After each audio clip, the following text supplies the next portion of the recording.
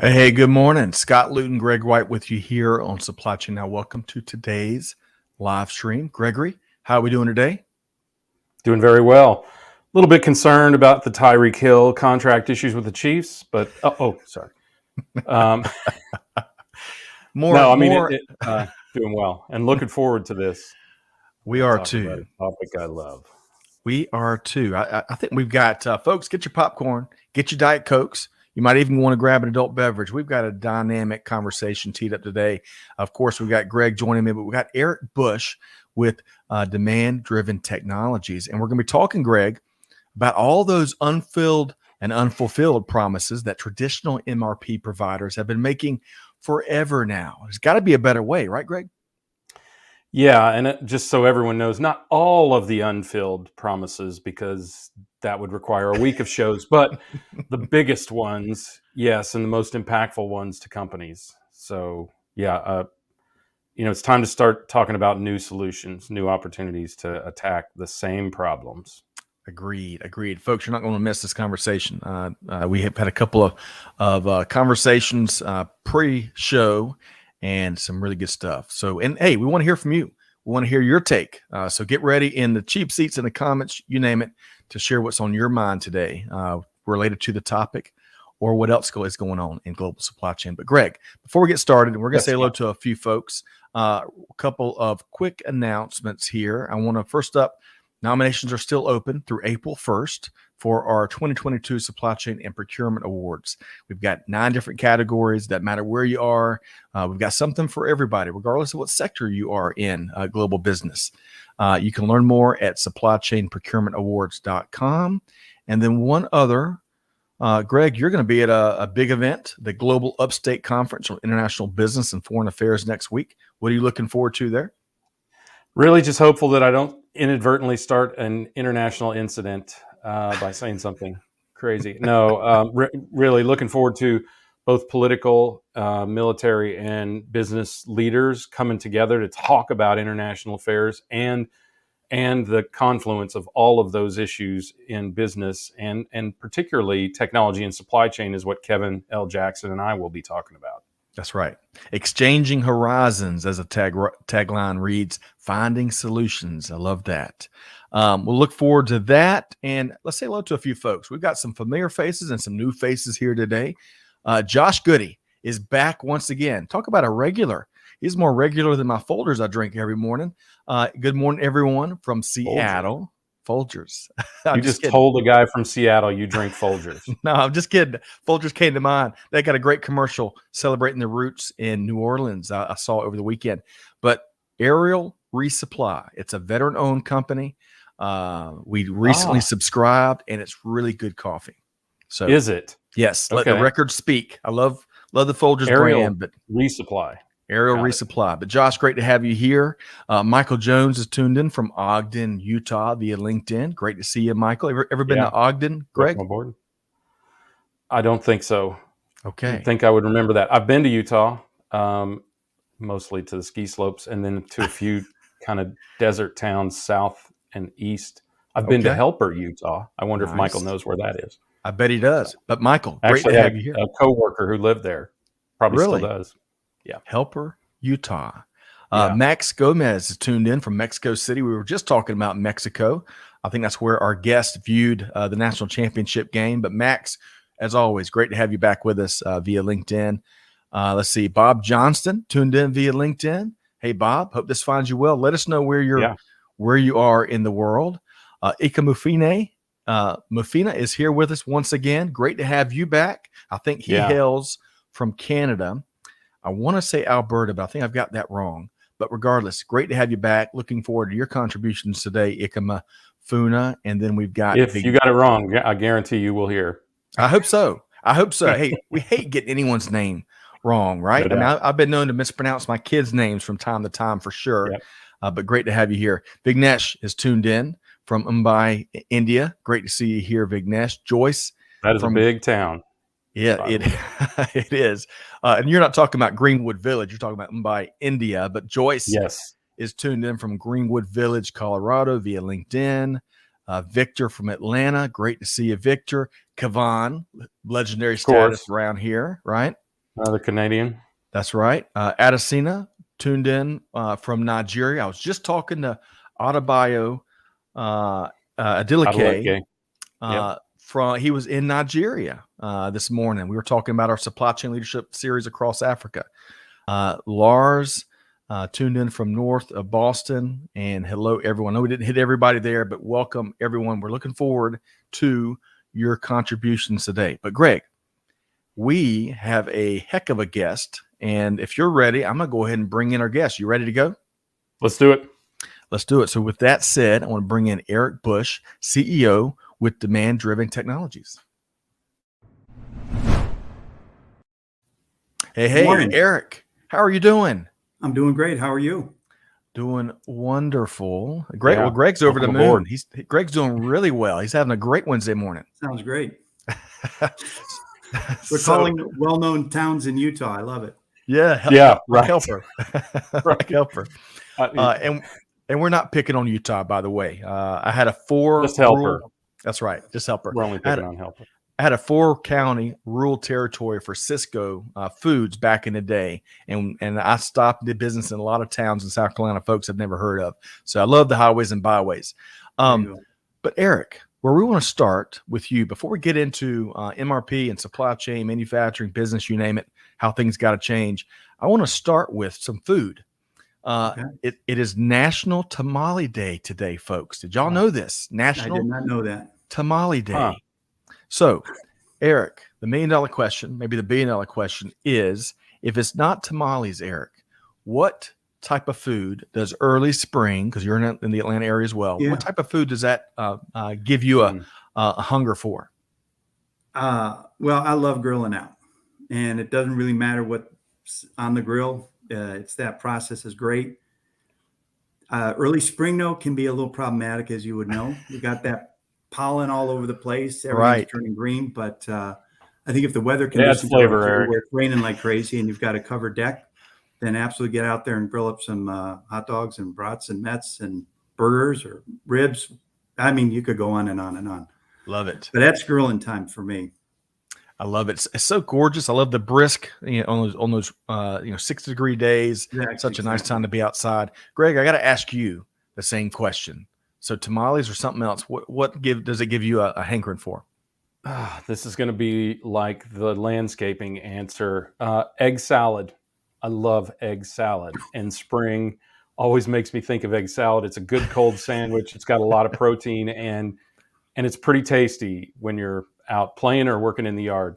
Gosh, I'm going to pay for that. So yes, of all the answers, I was prepared for. I know. I didn't see that one coming. Right. Hey, really quick. But you're the forecasting guy, Erik. Come on. No. I'm not the forecasting guy. So Postcasting. Don't put that on me. Don't put that on me, Greg. So really quick, Bob answered. He tuned in from Lawrence, South Carolina. Great to see you there. Yeah. Neil tuned in from Boston. Chris is in Canton here in Georgia, and just north of Atlanta, I believe. Great to see you, Chris. That's right. The by dog Ball is Ground, Georgia. Yes, which has great barbecue, by the way. Clay, the dog, is tuned in today, aka Diesel, because his engine's always running. Peter Bollet, all night and all day. Great to have you back with us, Peter. Okay, so we got to get down to business, though, Erik. We've really enjoyed our pre-show conversations. I want to start. Let's just do some level setting. And Greg, where we want to start with Erik is first, tell us about DemandDriven Technologies and what you do and what your mission is there first.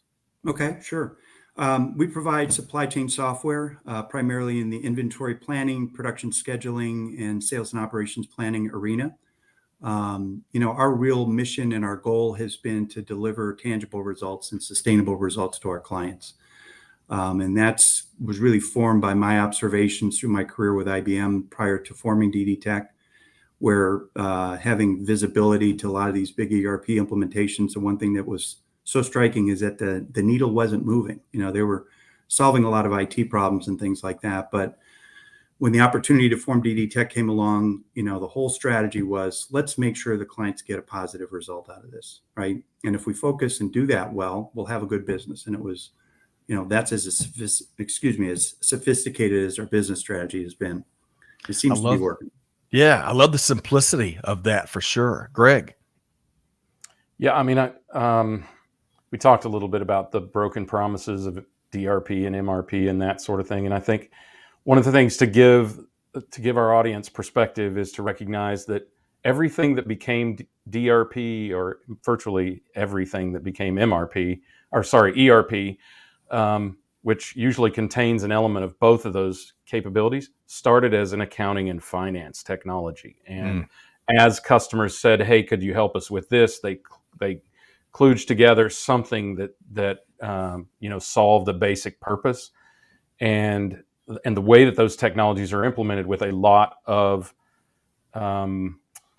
consulting resources is that leaves a lot of open space for those consultants to construct the solution in a broader and deeper sense, which is not always consistent, but always costly. So I think that we have targeted solutions like this is really, really important for people to understand, because it wasn't so long ago that everyone was trying to use ERP to solve DRP, MRP, base replenishment, warehouse management, and all these other things. And it's worth going deep in some of these areas. Agreed. Eric, I want to move to level setting and out in industry, but really quick. So hello, Russ, and Mohib is back with us. Amrit and Chris are all with us here today. They're talking hot dogs in the comments, by the way. I love that. It is baseball season. But I want to posit this question with y'all and with Eric.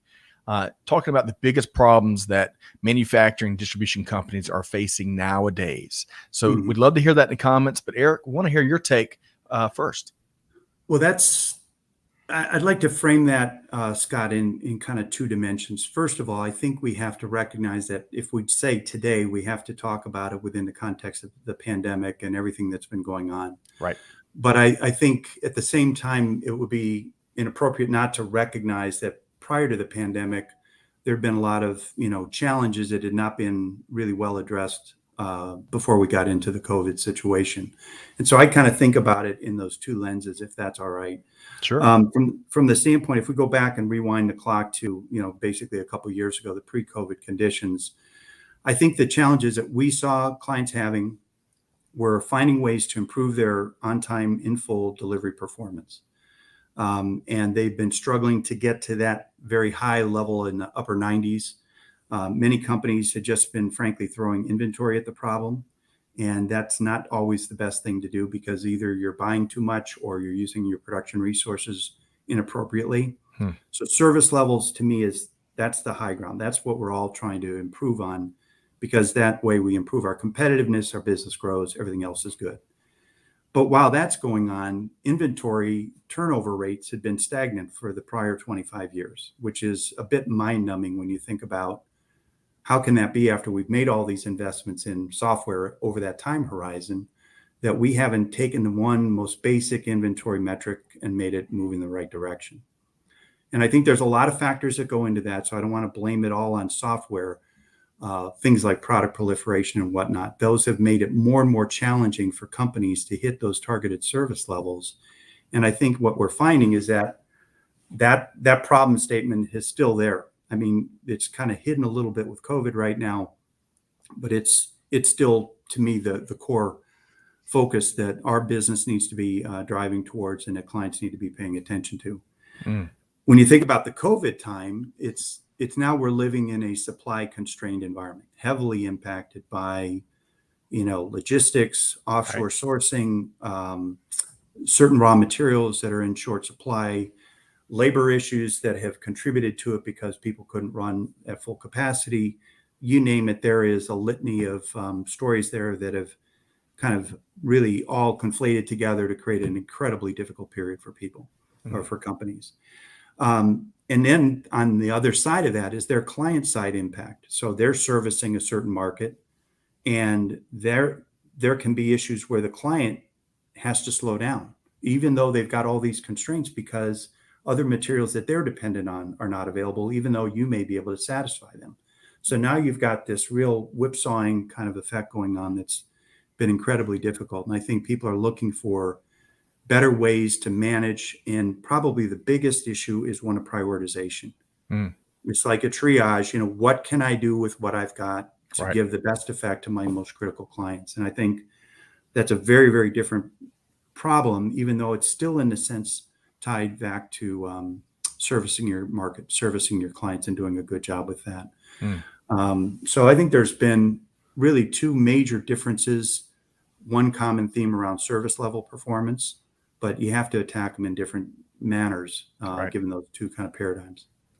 Okay, Greg, I'm going to come to you next and get your take. But folks, just like Sheldon Rose has dropped some of the bigger problems the industry is facing right now, we'd love to hear from you as well. So keep that coming, and we're going to say hello to a few of y'all in just a minute. But Greg, based on what Erik has shared, or other things you see, what would be your take there? I think the biggest problem that companies have is prioritizing supply chain properly so that they apply sustainable practices rather than, as Erik has talked about in both of his scenarios, where they're not necessarily viable outside of the crisis of the day. Yeah. Right. And rather than taking a holistic approach to mend or maybe even reconstruct their supply chain, companies they lean too much on the forecast, which I'm sure Erik can empathize with, and too little on the resiliency once the forecast has been cast, as it were, and how they respond to things. And they tend to formulate a response after, not in anticipation of a disruption occurring. I think that foundational flaw in the supply chain has impacted us, frankly, for decades, millennia, centuries, however long you want to call it supply chain. But hyphen or no hyphen. I think that understanding of developing something that is a continually viable solution rather than working for a moment or for an incident or for a disruption. And that's what you mean by sustainable. Not sustainable in the green context. We still care a lot about those things, but you're talking about the ability to repeat a strategy over and over again, which I think is very much at the core of some of the other challenges we see, that there's too much hero culture out there still. I mean, it's not enough reliance on letting the system do the work for us. Right. And that presents its own challenges. Yes. Rewarding the supermen and women, that they have to pull off these acts of Hercules, right? Yep. How do we avoid that? Because that's just poised for burnout. And we've heard Mike Griswold talk about that from Gartner. We reward the arsonist, right? We do those things that cause, not intentionally, but cause the supply chain to break down, and then we take great pride in fixing what has broken down largely at our own hands, and we have to change that culture of the practitioners as well. Well said. Well said. I know Erik's passionate about that. Really quick, I got to share a couple of these comments, and then we're going to keep driving. So Tom All TV is with us here today. Tom Valentine, I think he's gearing up for a keynote at Modex. So great to see you, Tom. I saw that. Yeah. Heidi says the only hot dog worth eating is a West Virginia hot dog. Mustard, spicy chili, coleslaw, chopped onions. Hey, that's what I'm talking about, Heidi. You come back anytime and bring those hot dogs. So I can't say only, but I'll give that a vote. It is pretty delicious. Jose is tuned in, of course. Logistics and Coffee hosts a great live stream. Great to see you here today, Jose, once again. I want to share Sheldon.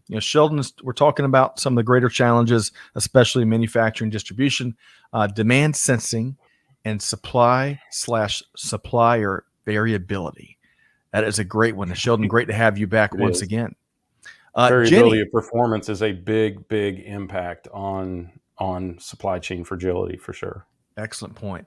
So Erik, our dear friend, and Greg, our dear friend, Jenny Froome, the one and only, with SAPIX. She's wonderful. Breath of fresh air. In fact, I was speaking with her and Adebayo this morning. She says, so nice to be able to listen to Erik Bush, who is always a very popular speaker at SAPIX conferences. I'm normally too busy running around. With Jenny, great to see you here. Gene Pledger. Seat, Jenny. Yeah. Gene Pledger's tuned in. Great conversation, ERP and MTO. And finally, Neil Hampshire. Neil says, anyone who puts more effort into improving the forecast at the expense of improving supply chain responsiveness is asking for trouble. Amen. All right. Amen. Erik, you want to respond to that really quick? Beyond I couldn't clearly agree you more. agree. I think the word of the day is responsiveness and agility. I think we have been spending way too much time and too much organizational energy trying to predict the future, get to a consensus demand plan and supply plan. And I think there are much better ways to attack that problem that are actually easier on the organization, more effective, and lighter weight, kind of efforts to get through. So absolutely with you, Neil. Wonderful. And I'm gonna Hey, come can I back. comment on that Yeah, real please. quick? Because Yep. as it turns out, Neil and I have been on a board of directors together. Neil is a CIO by trade, would never claim to be a supply chain expert, but has incredible skills. And I think the thing that demonstrates to me, I think he is a great example of how, how we used to call it the business people and the technology people. He is a great example of how technology people, if that's what you want to call them or us, whatever, are part of the business and are lending to the business, and that the cooperation between tech and practitioners is so important in a business. And Neil is a great example of that, incredibly insightful. So honored to have ever worked with him. Neil, come on back anytime. Open invitation. A couple quick comments, and then Erik, I want to get into some of the solutions to some of these challenges and what you see there. But first, Jose, Unfilled promises has been and still is high quality customer service. A lot of firms certainly are struggling with that. And then finally, Peter says, great point, Greg.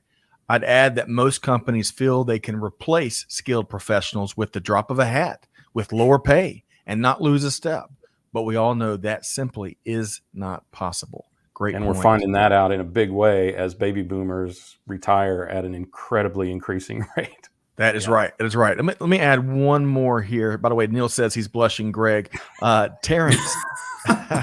Terrence says efficiency, agility, and resiliency when we're talking about the challenges of industry, especially when it comes to manufacturing and distribution.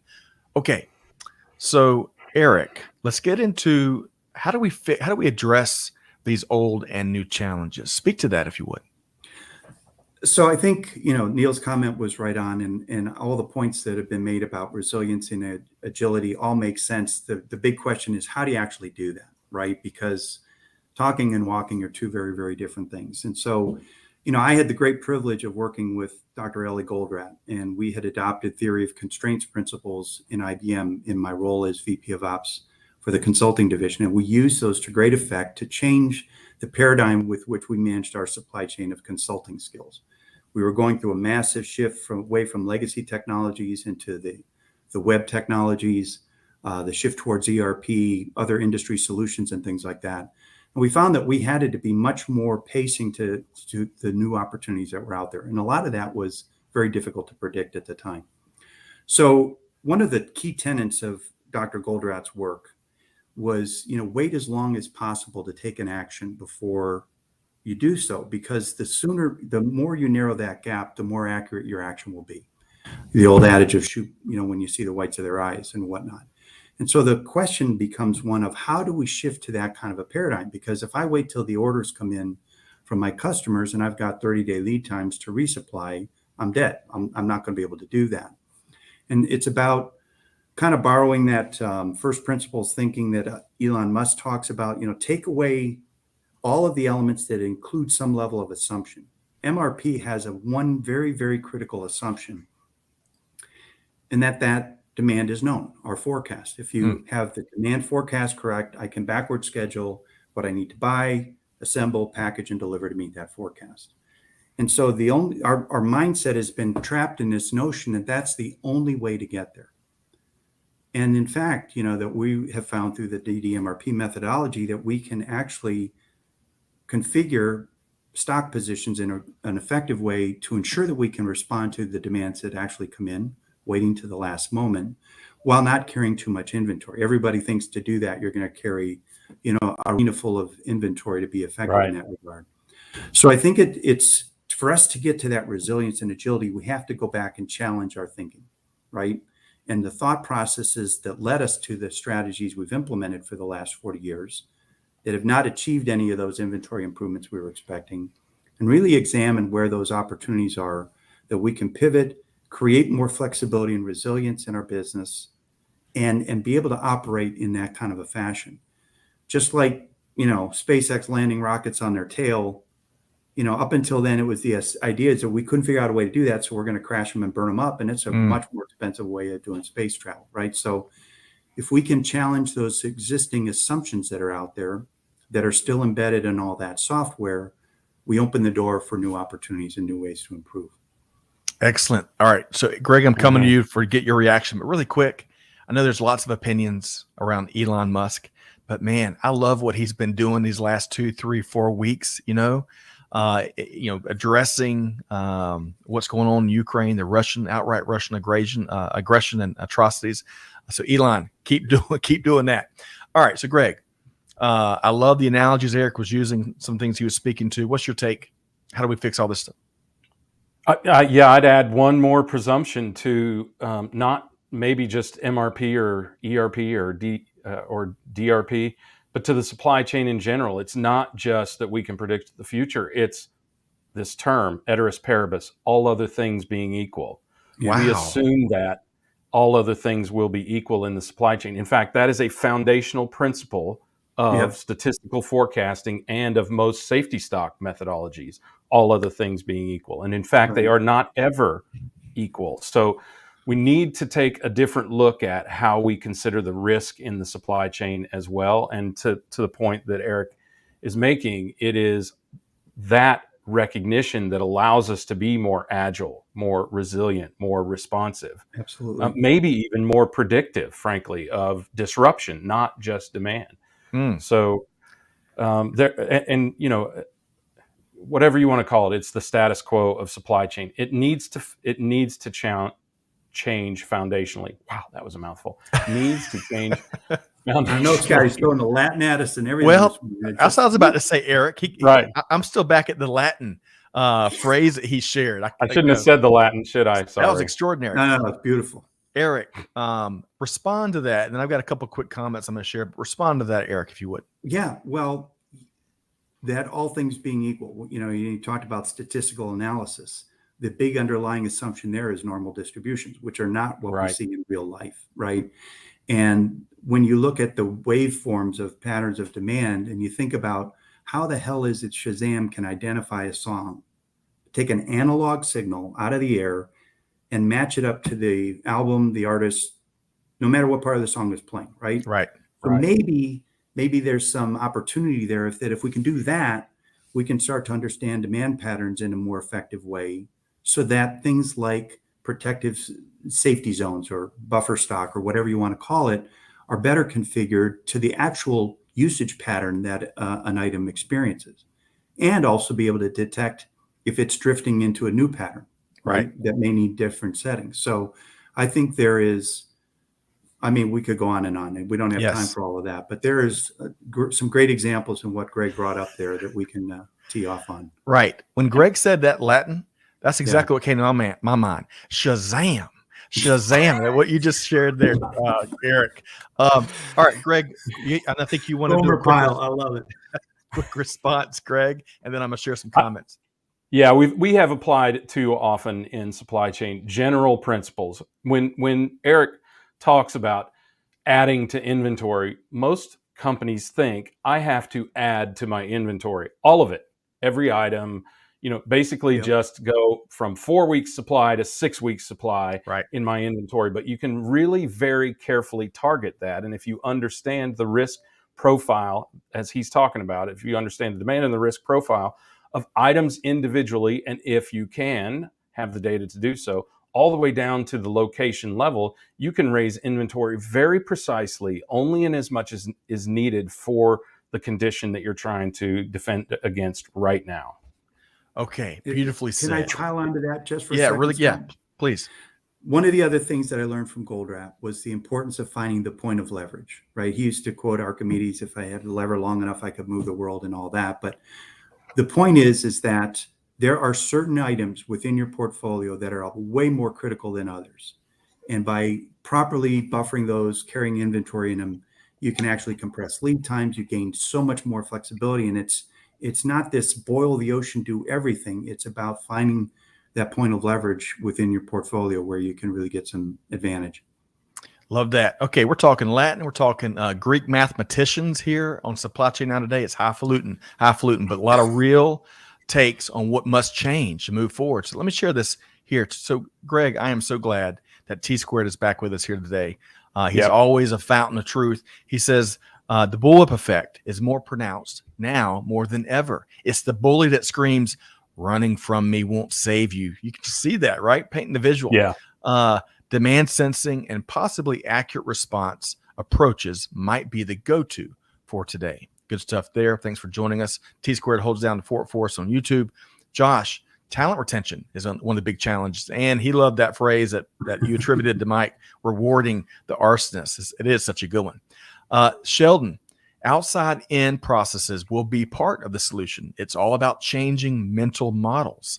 Erik made some great points. Old mental models and new algorithms. Love that. Get this from Jordan. And Jordan, great to see you here today via LinkedIn. Roughly right is better than precisely wrong. Man, T-shirt. I have never heard it said that way, but that is dead on when it comes to forecasting, right? Yeah. Neil is trademarking. Move on, right? We have for too long relied on the forecast as if it is the end-all, be-all of performance in supply chain, and it's not at all. Well said. Neil is trademarking Shazam for demand patterns. And then finally, Kavan. Did I tell you he was genius? Right? We missed a shot. I just wanted there, to let Neil know we've already filed for the patent on that. So, okay. Why am I not surprised, Erik? And then Kavan says, predicting the disruption, predicting the unpredictable. How about that? That's the art of the possible in many ways. Okay, lots more comments. We can't get to them. I'll try to keep working those in as we get through the conversation. So I want to kind of get into definition mode here. So DDMRP, if you can define that, talk about how it's different than conventional planning methods and how it's different from a lot of the other supply chain software solutions that are out there. So it's a methodology, and the whole concept of demand-driven MRP, as it's called, was developed by Chad Smith and Carol Patak, both of whom had deep relationships with Dr. Goldratt. So it's built heavily on TOC thinking at its foundation. And it starts with the premise that we are going to pace to actual demand in the market, not the forecast. The idea being, going back to that first principle thinking, well, that it's a cleaner signal if we can pace to actual demand.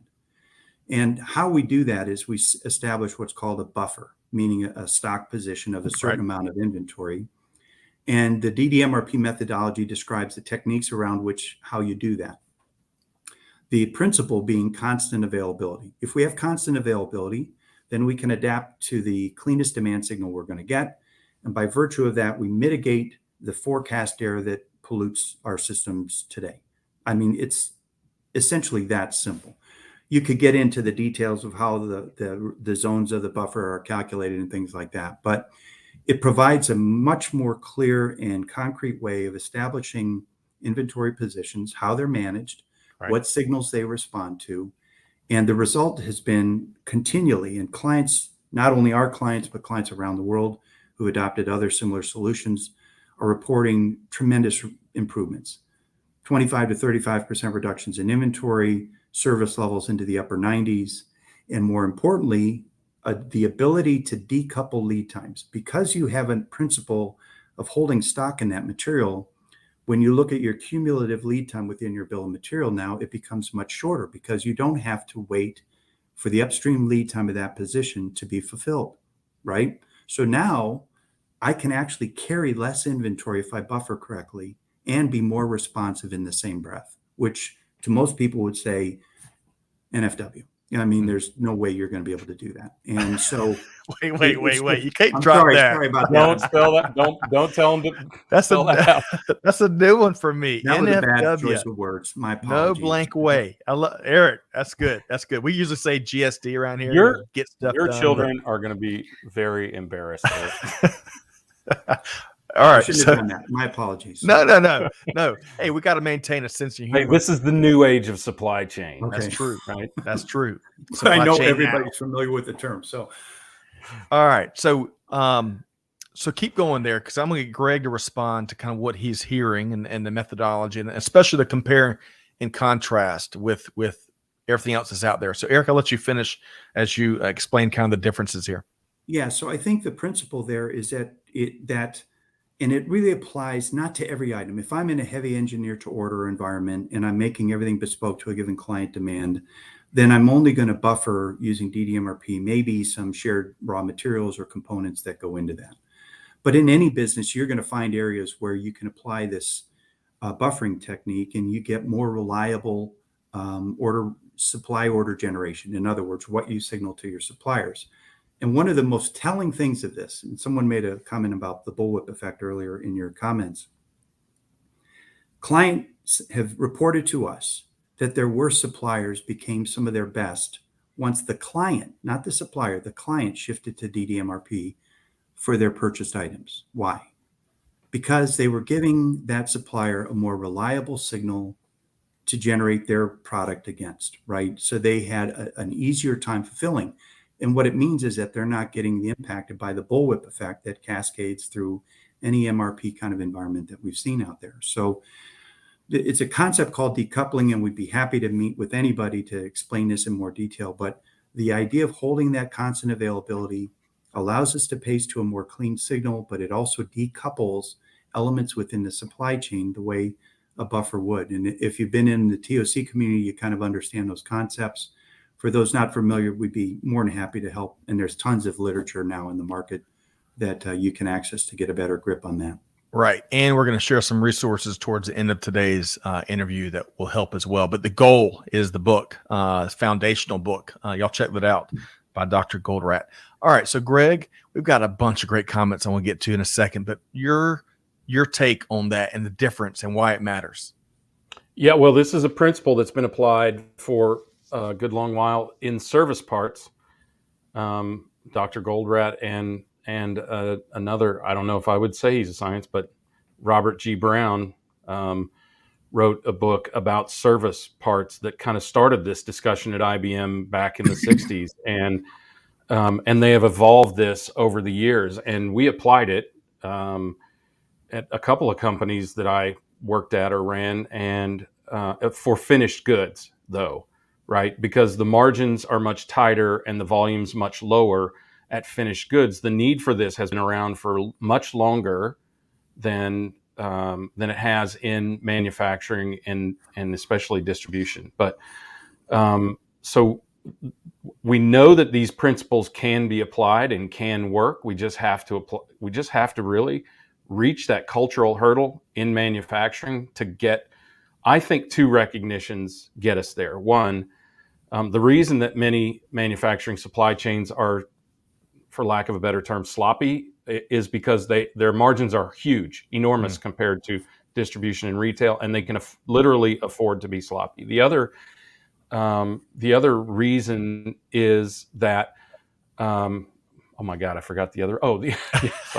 The other reason is that the way that manufacturing and retail work together, and I think Neil addresses this in the comments here, is that they are so tightly coordinated that a brand or a retailer may impact the demand pattern of a manufacturer by how they promote or don't, sell or don't, display or don't the goods to the consumer, and that can have a huge impact. And the manufacturers are just that much extracted from core demand at the consumer level. So it's been a struggle from a structural standpoint for manufacturers. Yeah, one thing I'd add here, Scott, is that there's this emergence now of demand sensing technologies, and we've seen from some of our clients who have point of sale data that their steady runner products are basically flat as a pancake. Maybe there's a little promotional blip now and then, but it's very flat. And then you back and juxtapose on that shipments, and you'll see more variability, and then you'll see manufacturing even greater. And what I'm pointing out is that clients introduce a lot of this pain into their own system based on various policies that they develop, minimum lot sizes, full truckloads, you name it, things like that. And those are, going back to the point Greg was making, challenging some of those other assumptions that are out there. Do those really promote flow and return on investment the way we think they do? They've been so accepted for so long that they're not even challenged anymore. And I think that's one of the things we see clients doing is really starting to rethink, what are those parameters that we should have? Is it really the case? We had a large consumer goods client that actually shortened their batch sizes substantially, were much more able to respond to the market, had far fewer schedule break-ins, and guess what? The OE metrics did not suffer. So how did that happen, right? Well, there's lots of other kind of seen issues that get in the way there that you really need to go back and rethink. Yes. There's Lots so of many things, rethinking. Eric, that are just accepted because that's the way we've always done it. Yeah. And I think every one of those, and I think that's what you're advocating here, every single one of those needs to be challenged. Yeah. Agreed. Hey, ever since Erik dropped his acronym, I've been getting lit up on my phone with some other funny acronyms. So, folks, I'm not going to tell y'all, but y'all look this up. Bohica is one. FUBAR is another one. So I'll just let y'all go Google that on your own. Those are all military. That's true. All right, really quick. I love this discussion. We need a couple hours, and I especially love that both of y'all are real passionate about these areas and not just planning, making it easier on your team, doing it better for industry, but doing it different for industry. And we got to challenge all of these long-held assumptions. Jenny says, I don't think most companies realize the science or cleverness behind inventory management or even supply chain management and the interconnectedness of it all. I agree with you, Jenny, but I would also argue the silver lining one of the silver linings with the pandemic is folks are having that epiphany around what you speak about there. Mohib, and congrats, Mohib, on your latest certification you added. Mohib says, just in time is out, just in case is in, along with over demand and production, bullwhip, and the opportunity for agility, responsiveness, and the traditional MRP to learn from chaos and be intelligent. Erik, quick response there. Yeah, I couldn't agree more. I think it's, again, about how do you do that? I mean, Okay. I think we've called out that these are the directions we need to move in. And I think it's about going back to what we've been talking about here, challenging our thinking, revisiting the core underlying assumptions there, and then using those to break out of the patterns of behavior we've been in for so long, right, that have led to that flat inventory performance and the like. And, like any new invention or any new strategy, going back to Elon, you got to crash a few rockets till you figure it out. Right. We've got to be willing to push these boundaries out in different directions and find the better ways of working. Really quick, going back to what Jenny shared, she says, sorry, she didn't put it in Latin like Greg did or make it sound more clever. I thought it was beautiful, Jenny, by the way. She could probably put it in Afrikaans and then none of us could understand it, but it would look very clever. Hey, this is Colleen. And Colleen says, agree, high margin, high inventory can lend to sloppy supply chains. Lowering the water level reveals the pain points are the big rocks. Well said, Colleen. Okay, a couple more comments. I'll try to get to those and questions as we get towards the end here. But I want to pose this, Erik, this question to you, and then Greg will come back and get your take as well. So, Erik, what are the organizational I was adding a syllable there, implications of the evolving trends in the supply chain environment? Yeah, I think it's really interesting. The clients that we're meeting with and working with are doing global rollouts and things like that. And one of the challenges that they're facing is and I think Greg made a comment about this earlier, the evolving workforce that they have available. And inevitably, there has been some movement offshore. There's been a whole number of tactics people have tried. There's been M&A activity. All of this is kind of combined to make it very difficult to get standardized ways of working across a network of plants, right? So, and given the challenges that they've had with traditional planning methods like MRP, they find that each plant is running their own sauce. They're cooking their own stew. They've got their own way of working with it. And when the CFO wants to benchmark plan A against plan B, he doesn't get any meaningful calls to action out of it. He gets an argument about why plan B's plan is different, and that's an invalid compare, and it's a waste of effort to do that. So I think what clients are looking for is, first and foremost, a way to get to more standardized and legitimately sustainable, as Greg used the word, best practices. And to do that, they've kind of many of them said, we're going to, in certain areas of our business, start centralizing planning, because now they can get a concentration. Instead of having 2 or 3 planner buyers at each plant, they can get critical mass, they can adopt standard ways of working, and they can get more leverage on this situation. And I think that that is a critical part of it. There is still, what I see, a continued pressure on cost wherever you go, whether you like it or not. Even if you're in a high margin business, people are trying to squeeze the turnip. And what that does is they look at, okay, planners are like an overhead item. Can we take one more head count out? That would save us this much, yada, yada, yada. And I think, like it or not, part of that is a reflection that the automated ways of working aren't there. So we have to find a way, as we challenge these assumptions, to build more agility, to get to where we can pour more materials on autopilot, meaning that they're just auto-generated, right? Somebody's reviewing, but much like the pilot in the airliner that I flew across to Europe last week, they're not flying the plane most of the time, right? That they're intervening on exception cases and the like. And that is so far from where you see most companies today with Excel workbooks and all sorts of other means that they're using, because they're fighting the system instead of the system helping them. So I think, the big things I see is a movement towards more centralization, a cry for more automation so that we can get more out of less resource-wise. And then probably the last thing I would say is that we're starting to see more interest in reshoring production in certain key areas, because in the quest for that agility, one of the biggest things that comes up first is that if I've got 90-day lead times from Asia, if I'm sourcing into North America, I have tied myself up for 90 days. Right. And so, those would be the kind of the broad themes that I'm seeing with the clients that we're working with. I think they're all early days, right? I think there's a lot of ground, and, you're dealing with the vital organs of a manufacturing company when you're working in this area. So I don't expect it to change overnight. It's going to take a while. But I think if we use those as kind of navigational beacons as to what we're trying to get to and challenge our thinking, that we're going to make a lot of progress in those directions. Yep. Navigational beacons, the second time in the same week that's come up. It kind of always takes think of Jimmy Buffett, doesn't it? Yes, Jimmy Buffett and Alan Jackson. Man, don't get me going on Buffett.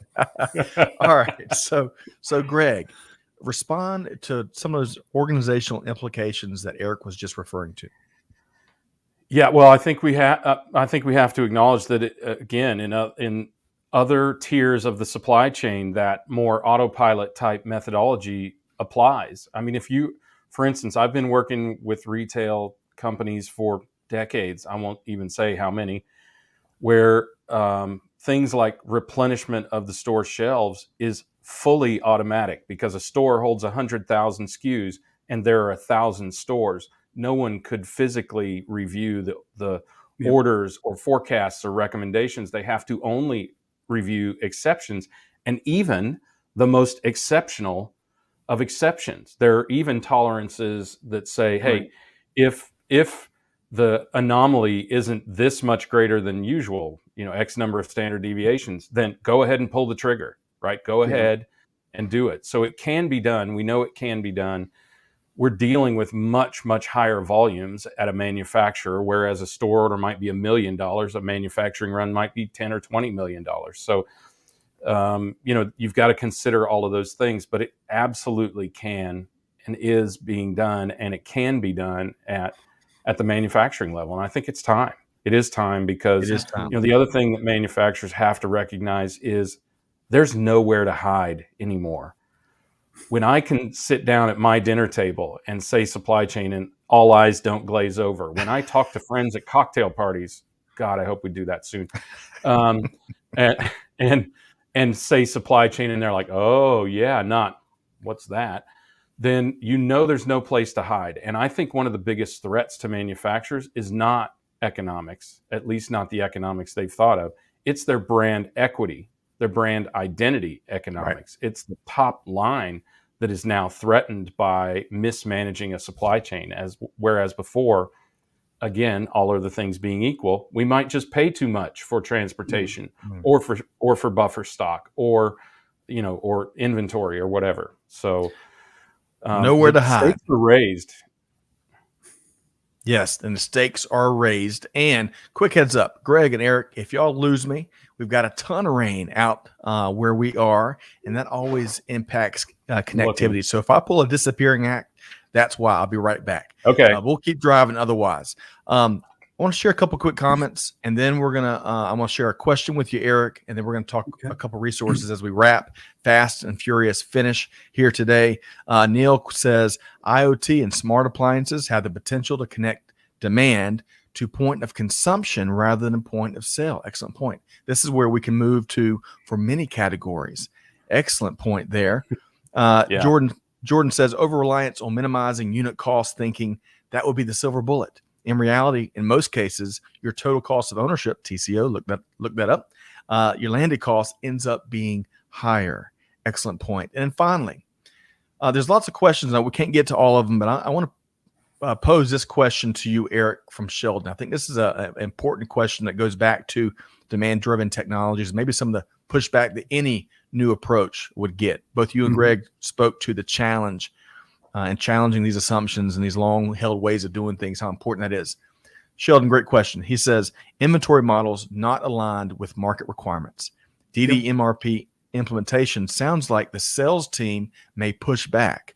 How do you overcome the resistance to change from other business units with different goals within the cost, capital, service triangle? It's an excellent question. I think the best way to address questions like this, and Sheldon, I absolutely resonate with what you're asking here, is to look at the facts. So what we do with any client that we engage with is we do simulations, because we want them to understand how the methodology works and whether it's going to provide value for them. And in fact, there's been a couple cases where we walked away from each other because there wasn't a play for them. And it was probably more in an ETO type environment and whatnot.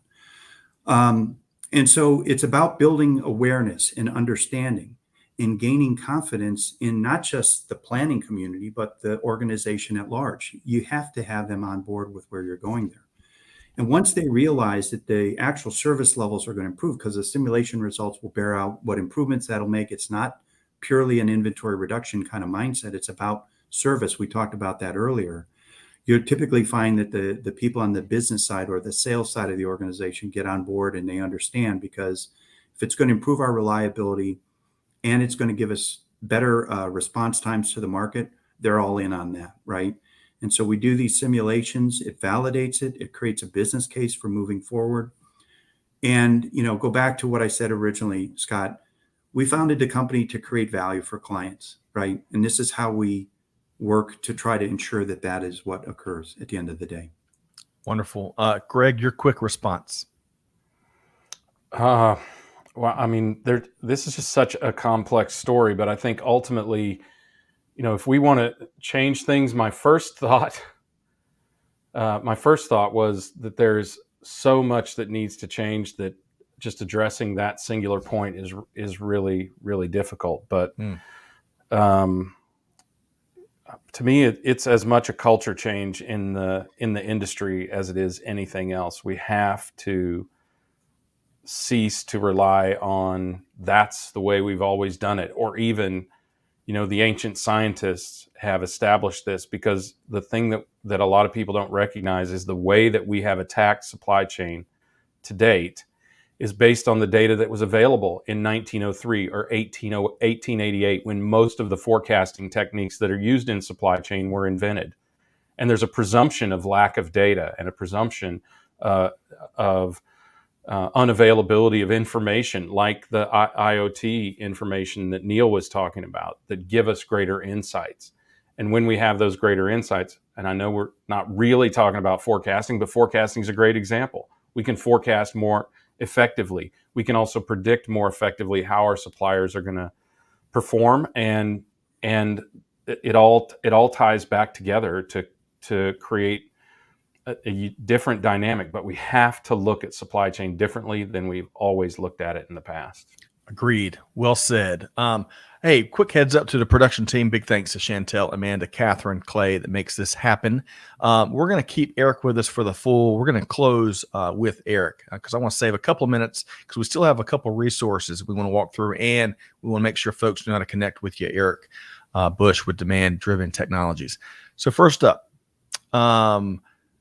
Demand Driven Technologies Global Conference 2022 is coming up, Erik, I believe April 5th to 7th, if I've got that right. Excellent opportunity to really understand and see how other companies have embraced the demand-driven methodology and learn more about the results. What's one thing you're looking forward to about the conference? And folks, let's drop the link to that in the comments. I think it's just a great sharing opportunity. We've been doing this over the years, and it helps take some of the mystery out of the story for the people who are new to DDMRP or new to the demand-driven methods, to be able to see peers talking about their experience and the kind of results. It's obviously an opportunity for us to share updates on our product strategy and where we're going organizationally and the like. And over the time, we've built a growing, very nice network of companies who are very willing to reach out to each other and share experiences. I was in Europe a couple of weeks ago, and they're all interconnected. They're talking, they're telling us about visits that they've paid to each other and the like. And it's just kind of neat to see that kind of community gathering around these ideas. And I think the more people we have thinking in those directions, the more benefit, the more solid the whole strategy becomes going forward. Love that. Appreciate you sharing. Thanks for making that available here. We dropped a link to learn more in the comments. Greg, they may even have a cocktail party maybe at the conference. Who knows?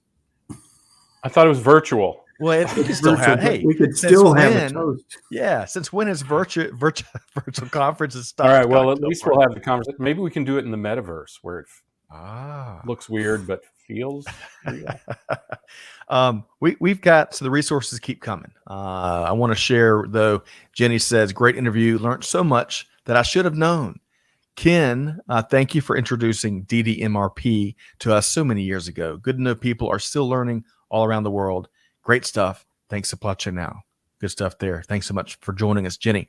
All right. So beyond the conference, which we dropped a link in the comments, let's talk about this resource center that y'all maintain and fuel. Yeah.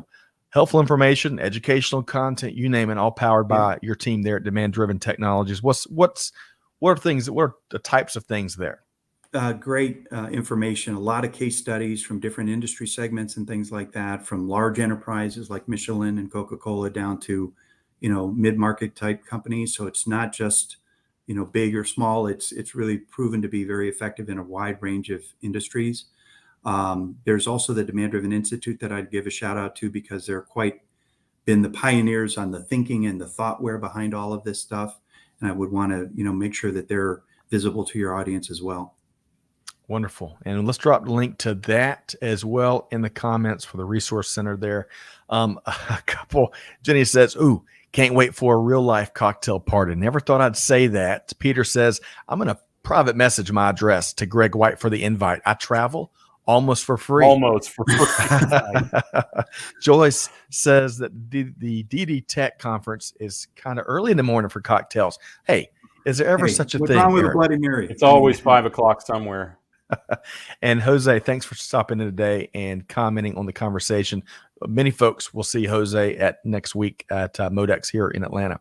Okay, Erik, a lot of good stuff. I really enjoy you and Greg talking about some of the things we talked about here today. It was better than advertised. I didn't break out my popcorn and Diet Coke. I'll save that for the replay. But how can folks connect with you, Erik, and your team? You can find me on LinkedIn. Just look up Erik Bush with a K, Erik Bush, and you'll find me if you look for Demand Driven Technologies. info@demanddriventech.com is another avenue you can follow, and would love to connect, because there's so much to learn. We think we're making a tremendous amount of progress. Our clients are happy. So let's get connected. Let's do that. Can I have 1 second, Scott? Sure, I just please. wanted to give a shout out to our team. We have colleagues in the Ukraine, and just wishing the best for all of them. They're helping us out in some more project work. It's amazing the people that are in that team at ABM Cloud. These folks are so resilient and high quality and good people, and it's a travesty what they're going through. So just want to mention them. I'm glad you mentioned that because we should mention at the same time, you get from what you have. We've got a 3:00 meeting with our friends at Vector Global Logistics today, where it's a working session. We've identified, Enrique has identified a bunch of needs, and they're in the process of figuring out who can help address the needs and move the stuff in country, not just to Ukraine, but to Poland and all those neighboring countries that have been absorbing all those wonderful people that are in need.